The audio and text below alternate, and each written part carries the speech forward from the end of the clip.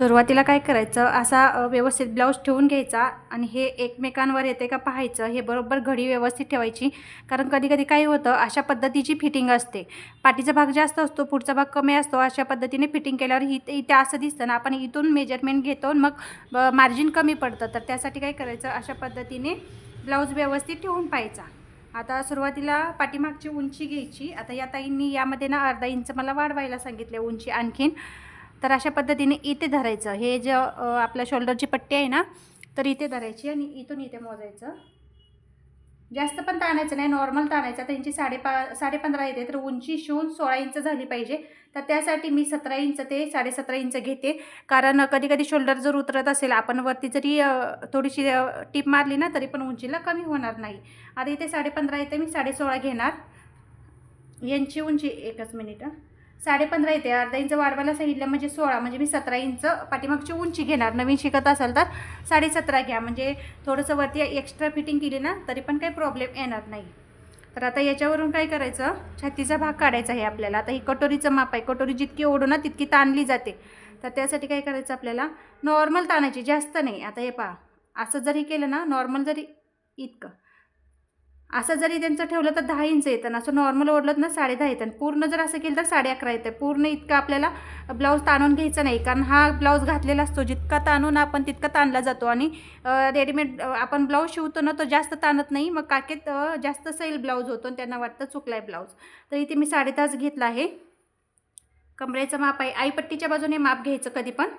कमरेचं माप आहे त्यांचं, एक मिनिट, 8.5 इंच. मी जास्त ओढत नाही, नॉर्मलच ओढते. तर कमरेचं माप आहे त्यांचं 8.5 इंच.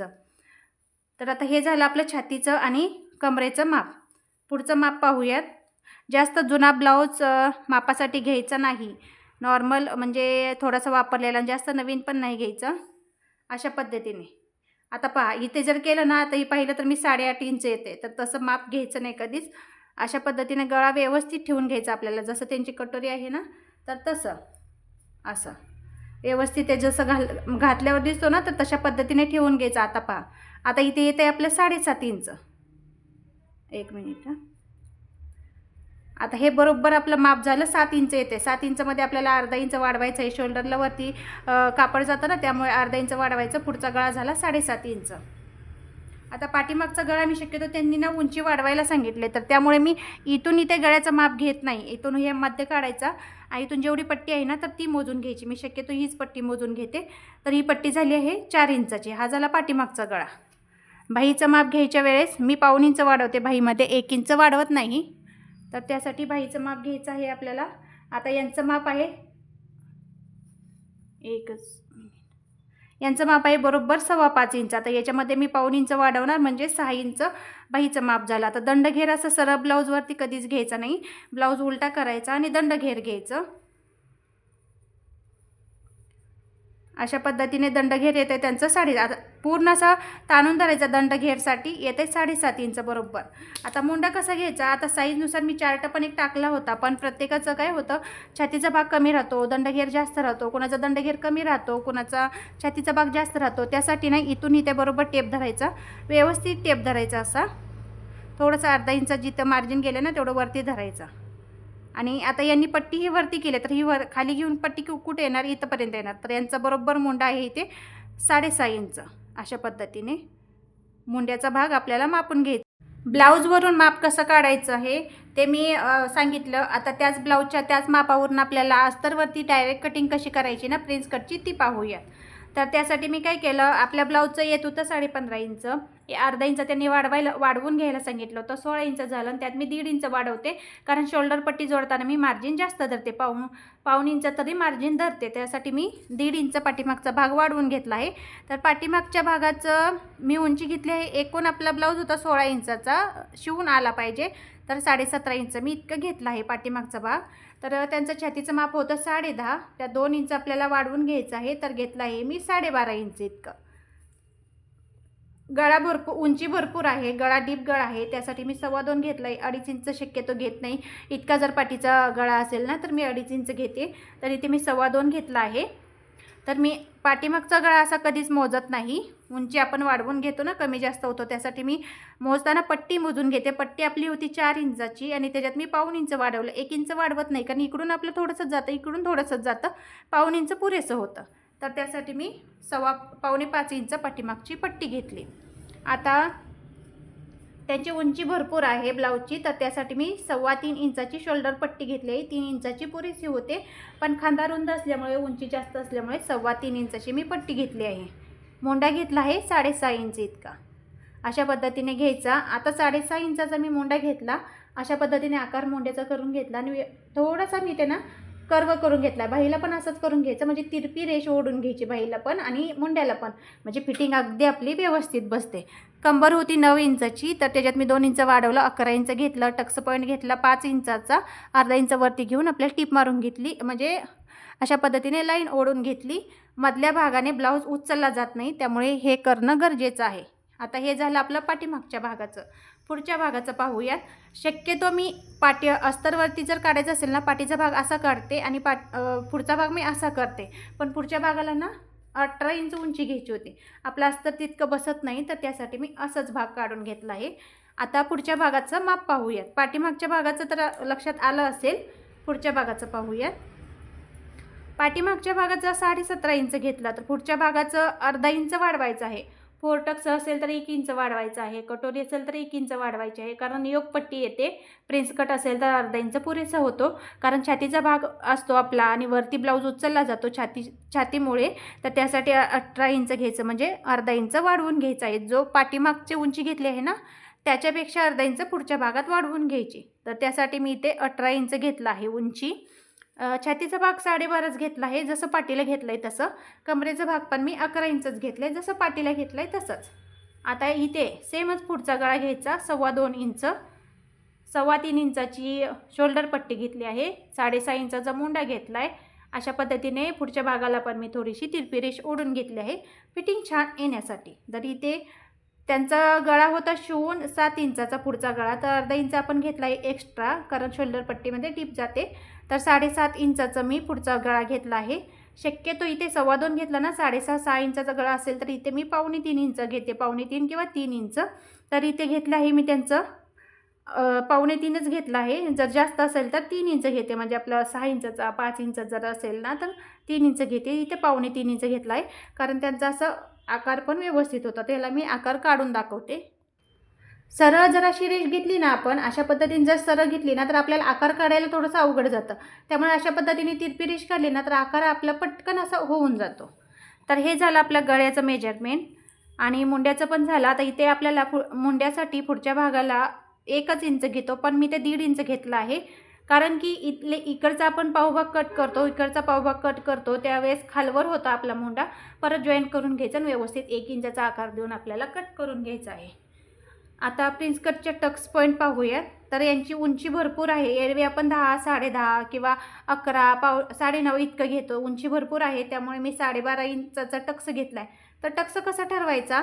खालून आपल्याला 5 इंचाचा घ्यायचा आहे. आता इथे मी उंची भरपूर त्यांच्या असल्यामुळे मी इथे 5.5 इंचाचा खालून आपल्याला 5 किंवा 5.5 इंच मोजून घ्यायचं आणि वरती जेवढा राहतं ना कपडा, तर तेवढा आपला टक्स पॉईंट ठरवायचा. 12.5 इंचाचा टक्स पॉईंट झाला यांचा.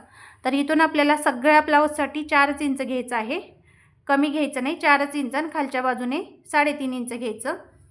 मी टक्स पॉईंटचं इथे आहे ना, तर 2 इंच ठेवला आहे. 1.5 इंचाला जास्त असा पप येत नाही, त्यासाठी 2 इंच ठेवायचा.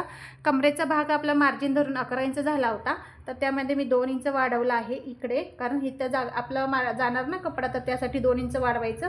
सरळ अशी लाईन ड्रॉ करून घ्यायची. ही कटिंग करायचं नाही, ही रेष कटिंग करून घ्यायची आहे. तर इथून अर्धा इंच वरती घेतलं आणि कट करून घ्यायचं. इकडून अर्धा इंच वरती घ्यायचं, कट करून घ्यायचं. पण ज्यावेळेस आपला टक्स बसतो ना, तर त्यावेळेस एकदम व्यवस्थित स्ट्रेट लाईन येऊन जाते. तर मी कटिंग करून ना तुम्हाला हे कसं व्यवस्थित करायचं ना ते दाखवते. आता मी हे कटिंग करून घेतलं आहे. दोन्ही बाजूनी मी 1.5 इंच घेतलं होतं ना, तर ते पण मी कटिंग करून घेतलं. तर आता आपलं काय करायचं, अशा पद्धतीने इथून आपला मुंड्याचा आकार होता, तर असा ठेवायचा आहे. आपल्याला ब्लाऊज असा ठेवायचा. तर 1.5 इंच मी मार्जिन घेतलं होतं. आपण सुरुवातीला 1.5 इंच घेतलं ना, तर आता पहा कटिंग करून ना, एकच मिनटं. अशा पद्धतीने. तर कटिंग करून आपलं झालं आहे, इकडचा बाजू 1 इंच झाला आहे आणि इकडे आपलं जास्त झालं आहे. तर अशा पद्धतीने व्यवस्थित असं ठेवायचं, आकार देऊन घ्यायचा आणि मग आपल्याला कटिंग करून घ्यायचं. म्हणजे बरोबर आपला 1 इंचाचा पुढच्या भागाचा मोंड्याचा आकार तयार झाला. तर अशा पद्धतीने म्हणजे खालवर पण आपलं होणार नाही आणि ब्लाऊज एकदम व्यवस्थित बसेल. हे पहा, आता इथे आपली मोंड्याची रेष आहे ना व्यवस्थित, तर अशा पद्धतीने थोडंसं खालवर होते, मी कटिंग करून घेते. आता बरोबर आपला 1 इंचाचा आकार तयार झाला मोंड्याचा, झाला ना व्यवस्थित. तर अशा पद्धतीने 1.5 इंच घ्यायचं आणि नंतर गोल असा आकार पण आपला तयार झाला. आता काय करायचं, खालच्या बाजूला पण जसं आपण वरती धरलं ना, आता हे टक्स पॉईंट आहे आपला अशा पद्धतीचाही ना, अशा पद्धतीचा टक्स पॉईंट. आता काय करायचं, हा टक्स पॉईंट पण व्यवस्थित इथे धरायचा असा आणि त्याच्यावरती पट्टी ठेवायची. पट्टी ठेवून आपलं हा पॉईंट आहे ना, तर इथे बरोबर आपली पट्टी आली पाहिजे अशा पद्धतीने असं. आता जास्त पण आपल्याला घ्यायचं नाही आहे असं. आणि अशा पद्धतीने इकडे वरती आकार देऊन घ्यायचा, म्हणजे आपला व्यवस्थित असा ब्लाऊज तयार होतो. अशा पद्धतीने कटिंग करून घ्यायची, म्हणजे आपला ब्लाऊज पण कुठे चुकणार नाही आणि एकदम व्यवस्थितपणे येईल.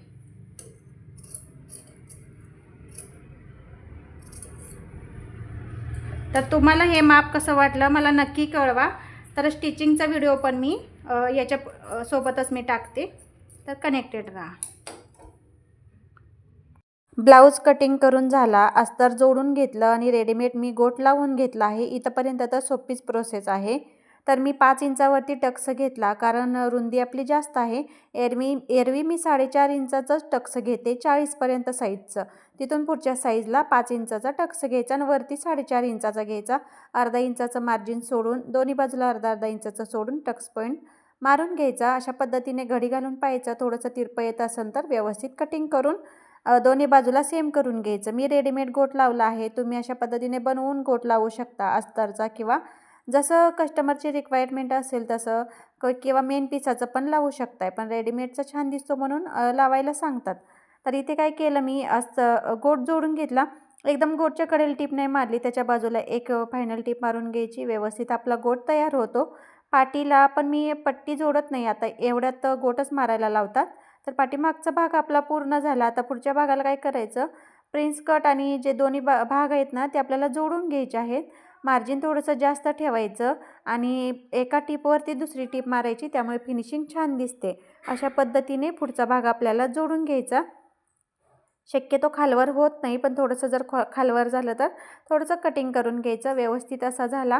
आता जिथे आपला पप येतो ना, तर तिथे आपल्याला दुसरा एक टक्स मारून घ्यायचा, त्याच्यामुळे छान असा प्रिन्स कटला पप येतो. तर त्याच पपचं जिथं टोक असतं ना, तर तिथंच आपल्याला दुसरा टक्स मारून घ्यायचा. अशा पद्धतीने मी दोन्ही भाग जोडून घेतले आहेत आणि मी ब्लाऊज शिवतानाच ओव्हरलॉक करून घेते, त्याच्यामुळे व्यवस्थित ओव्हरलॉक केला जातो. आता काय करायचं, समोरच्या भागाला पण पुढच्या बाजूने पट्टी जोडून घ्यायची. जशी आपण पाटीला पट्टी जोडतो ना, तर तशीच समोरच्या भागाला पण पट्टी जोडायची, आत दुमडून टीप मारून घ्यायची.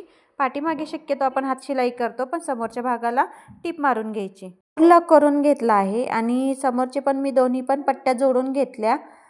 समोरच्या बाजूला पण मी गोट मारून घेतला आहे. मी शक्यतो अखंड गोट जोडत नाही, वेगवेगळा गोट जोडते, कारण जरी नॉर्मल शोल्डर उतरत असेल ना, तर टीप मारायला सोपं जातं. गोट मारून घेतला, खालच्या बाजूला पट्टी लावून घेतली. आता हुक पट्टी आणि आईपट्टी लावून घ्यायची आहे. आईपट्टी आतून वरती काढायची आणि हुक पट्टी वरून आत घ्यायची आहे.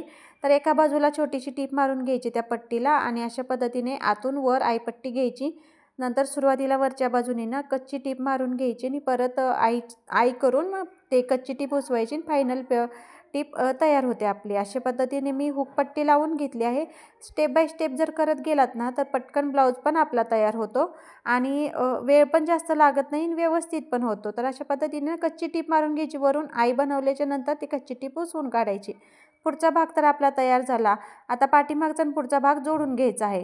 शोल्डरच्या बाजूला, गळ्याच्या बाजूला ना तिरपी रेष ओढून घ्यायची, म्हणजे शोल्डर उतरत नाही. आणि बाहीच्या बाजूला ना, बाहीच्या बाजूपासून गळ्याच्या बाजूला खाली खाली मारत यायची तिरपी रेष, त्यामुळे व्यवस्थित ब्लाऊज बसतो, शोल्डर उतरत नाही. आता काय करायचं, पुढचा आणि पाठीमागचा भाग व्यवस्थित एकाच मेजरमेंटमध्ये आहे का पाहायचा, मुंडा व्यवस्थित आहे का पाहायचा, कुठे कमी जास्त झाला तर तेही पाहायचा आणि नंतर आपल्याला बाही जोडून घ्यायची आहे. तर बाई पण मी एका कडेनेच लावते, पण तुम्ही मध्यभागून लावलीत ना तरी चालेल. कडेने जर तुम्हाला बाही फिटिंग करायची असेल तर काय करायचं, मध्य काढायचा, ते मेजरमेंट करून घ्यायचं आणि बाही फिटिंग करून घ्यायची, ओव्हरलॉक करून घ्यायचं. आता मी पाठीमागच्या भागाचा मध्य काढून घेतला, पुढचा भाग एकावर एक ठेवून थोडंसं एकावर एक असं येते ठेवून मी कच्ची टीप मारून घेतली. अशा पद्धतीने मी मेजरमेंट करून चॉकने सरळ लाईन ओढून घेतली. सरळच फिटिंग येऊ द्यायची, तसा प्रयत्न करायचा, तरच ब्लाऊज व्यवस्थित बसतो. आता दोन्ही बाजूला पण जितकं मेजरमेंट आहे, पाठीचं मेजरमेंट सगळं मी मोजून असं मेजरमेंट करून लाईन ड्रॉ करून छान अशी फिटिंग करून घेतली. फिटिंगला पण ओव्हरलॉक करून घेतलं. मस्त असा आपला ब्लाऊज तयार झाला. पाऊण तासात ते 1 तासात आपला ब्लाऊज तयार होतो. एकदम सिंपल आहे शिवण्यासाठी, फक्त मेजरमेंट व्यवस्थित करता यायला हवं.